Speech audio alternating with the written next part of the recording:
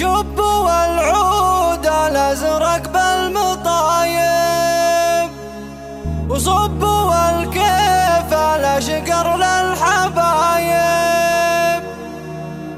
ورحبوا بالضيوف وبالقرايب. اطلع حصريا على استوديو طلبك محدود لتنفيذ الزفات والشيلات بالاسماء حسب طلباتكم.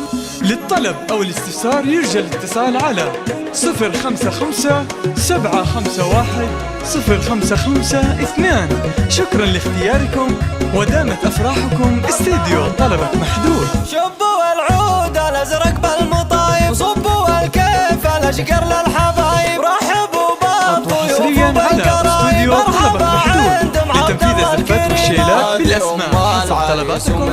للطلب او الاستفسار يرجى الاتصال على 055 751 055 شكرا لاختياركم ودامت افراحكم. استوديو طلبك محدود. فرحة ولدها فرحة الليلة وفت في وعدها، ربي يسعدها والفرح يديمها. ام عبد الله اللي فضلت بهبه، كانها بالحفل مهره عريبه، زينها غير وطلتها رهيبه، والجمال الطبيعي فيها شيمه. العتبية بنت العز كلها، قدرها غالي وعلي محله، صيتها بالكرم محد يمله، بنت الاجواد والروس العظيمه. والف مبروك يا خالد زواجك، والله يديم فرحك وابتهاجك. حي طريق مع فلة حجاجك، على الافراح في دنياك غيمه. يا نسل عبد العزيز رمز الرجوله، وابو عبد الله قدره من يطوله، من بني خالد المجد وصوله، هم هل العز تاليه وقديمه. شبوا العود الازرق بالمطايب، وصبوا الكيف على شقر للحبايب، رحبوا بالضيوف وبالقرايب. مرحبا عند ام عبد الله الكريمه، هذه ام